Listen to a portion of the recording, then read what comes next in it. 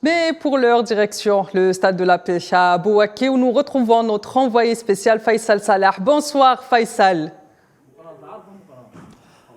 Bonsoir Tininen.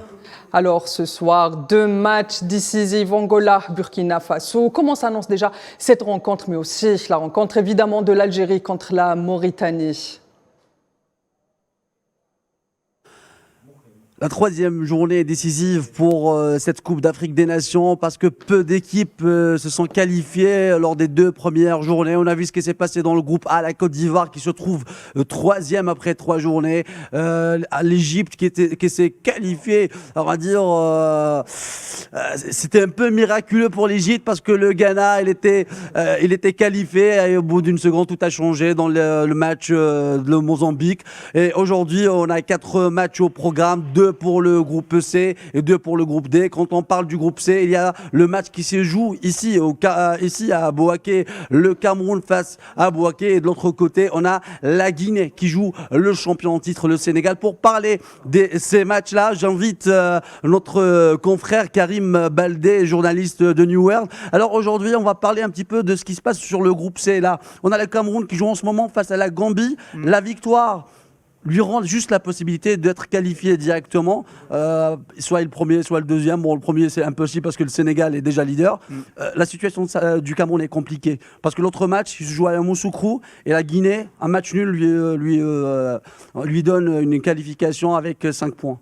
Effectivement, la situation n'est pas des plus favorables pour le Cameroun parce qu'il s'est mis dans la difficulté tout seul finalement, entre guillemets. C'est-à-dire qu'après le match nul face à la Guinée, qui n'était pourtant pas la plus grande équipe de ce groupe, on pouvait se poser des questions. On avait vu les visages défaits de certains joueurs, de André-Franck Zambo-Anguissa par exemple, venant à notre micro, ils avaient la tête basse. Et après la claque reçue contre le Sénégal, on se demande quelles peuvent être les ressources des Lions indomptables. Après, comme on dit au Cameroun, impossible n'est pas qu'amer. On l'a vu lors de la CAN précédente, ils étaient donnés foutus, ils étaient donnés perdants et ils sont allés quand même jusqu'à chercher la 3e place dans leur compétition à domicile. Donc, on ne sait jamais et ils ont un slogan qui dit « ça passe ou ça passe ». Ils le martèlent, les supporters, les suiveurs, les joueurs, ils se disent « ça passe ou ça passe ». On va voir si ça passe, mais moi je suis quand même pas très confiant pour cette équipe camerounaise.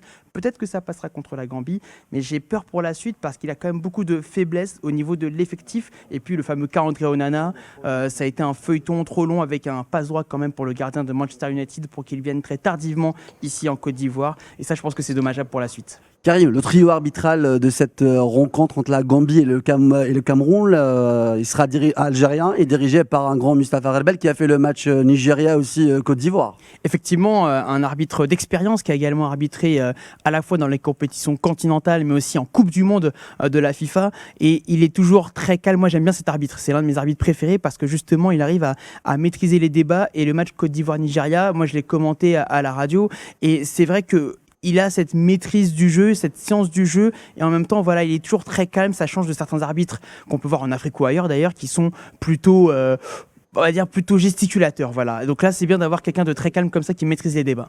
Tina, il y a aussi, Tininan, le match Algérie face à une équipe mauritanienne. Ce match est décisif pour l'Algérie pour se qualifier pour le prochain tour. La victoire nous assure la qualification et un match nul nous assure aussi la qualification au prochain tour, Tininan. Est-ce que vous avez des questions concernant l'Algérie ? Merci Faisal, merci. J'imagine que les supporters de l'Algérie sont au taquet. On vous retrouve dans les prochaines éditions. Et je rappelle que vous êtes notre envoyé spécial à Bouaké pour la CAN 2023.